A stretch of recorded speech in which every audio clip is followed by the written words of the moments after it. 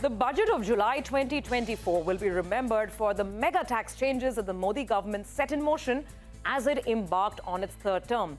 The rationalization of the capital gains tax regime did happen, but along with an increase in the tax rates. The common man did get some relief, but only in the new default income tax regime. The controversial angel tax was abolished and taxation of buybacks was streamlined.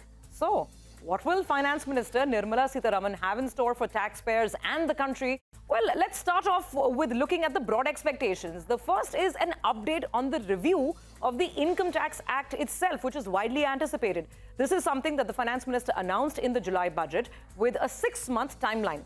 Now, while the review of the IT Act is not expected to perhaps usher in many major changes in the tax rates per se, the exercise is expected to remove redundancies in the 1961 Act, making the language perhaps simpler and more concise.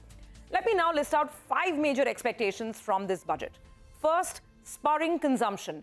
While the noise around the economic slowdown is loud, tax experts don't expect any major reduction in personal income tax rates. And the sweeteners, if at all, would probably only be in the new default tax regime.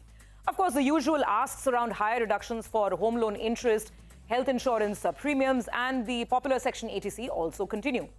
Now, the second major expectation, spurring manufacturing.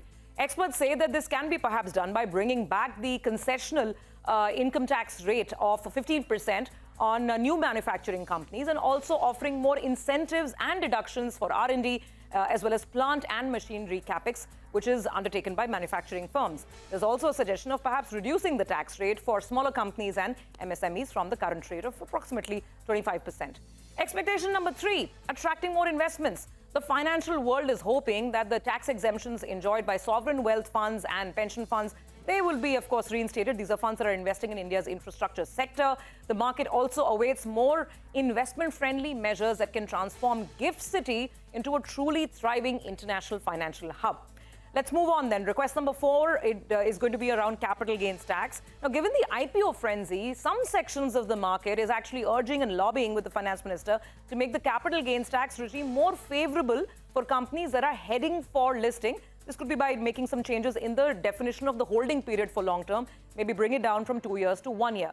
The mutual fund industry is hoping that there will be some tax benefits that are restored for debt mutual funds. The fifth and the final expectation is reducing tax litigation. The tax world is hoping that after capital gains, the FM now perhaps moves to streamline the withholding tax regime by reducing the number of TDS rates to just maybe 3 or 4 broad categories.